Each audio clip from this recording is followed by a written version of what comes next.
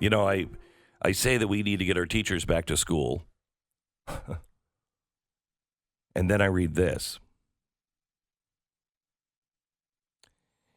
In the fall of 2016, California's then governor, Jerry Brown, signed into law a mandate to develop an ethnic studies program for high schools in California because California has a diverse student body, the most in the nation.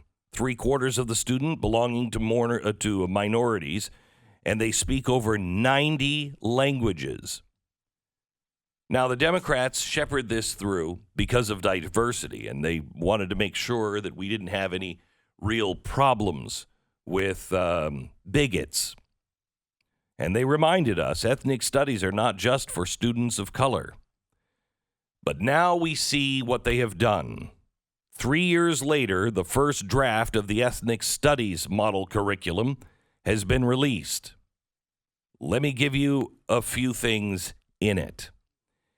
In one sample lesson, there's a list of U.S. Social movements. Black Lives Matter, #MeToo, criminal justice reform, and also the BDS, the Boycott, Divestment, and Sanctions Movement for Palestine. It's described in this new curriculum, a global social movement that currently aims to establish freedom for Palestinians living under apartheid conditions.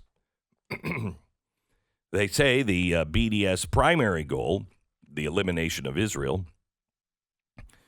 is not the goal.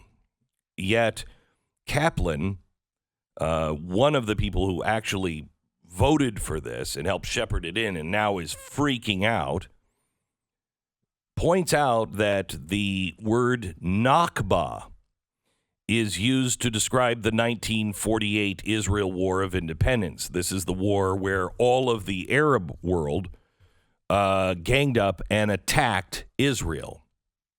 They tried to get the Israeli state to crush as soon as it was declared. Well, it's known as the War of Independence unless you're in an Arabic country. Then the Arabic word Nakba is used. This is the 1948 War of Nakba. That's how it's described in this California curriculum. What does Nakba mean? Catastrophe. They are framing the War of Independence for Jews as a catastrophe. Also in this new curriculum, a list of 154 influential people of color doesn't mention Martin Luther King, doesn't even mention John Lewis or Supreme Court Justice Thurgood Marshall. Although there are violent extremists in there and even a flattering description of Pol Pot, the communist leader of Cambodia's Khmer Rouge. You know, the killing fields. The new curriculum is going to go through the California school system of 6 million children, and it, quote, will critique empire and its relationship to white supremacy, racism, patriarchy, sistro-patriarchy, capitalism, and ableism, also other forms of power and oppression. It will build the possibilities for post-imperial life that promotes collective narratives of transformative resistance. Capitalism, by the way, is classified as a form of power and oppression in this new California curriculum. And although classism, homophobia, Islamophobia, and transphobia all listed as forms of oppression, anti-Semitism is not. In fact, Jewish Americans are not even mentioned as a minority group. Liberals. This story is actually coming from Tablet Magazine, which is more of a leftist or left-leaning source. It's not exactly a conservative source. The story is about somebody who helped shepherd this in.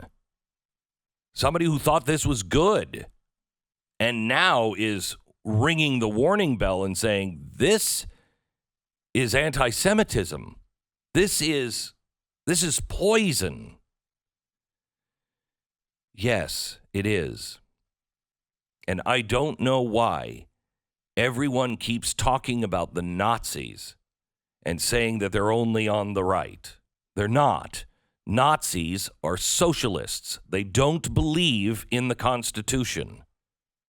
And you may not believe that some of us on the right believe in the actual spirit and the words of our Declaration of Independence and Constitution. But some of us do. And some of us have been warning about this. I have been warning about anti-Semitism and the actual rise of the patterns of the 1930s for 20 years. I have been mocked and ridiculed. Please, they are on both sides. But a deep source of this is now coming from the left, because the hard left always includes anti-Semitism. Yes, there are Nazis. Yes, there are white supremacists. Yes, there are people who think they're protecting America by cleaning it up and cleansing America. They're wrong. They're monsters. We stand together. But this is the cleansing of the Jewish people in curriculum in California. What happens when you just erase it? When you erase an entire people and you add the Marxist, who, by the way, was no fan of Jews. When you add the Marxist code words such as fight for a truer democracy, that's what Marx said to refer to the abolition of private property. They were fighting for a truer democracy.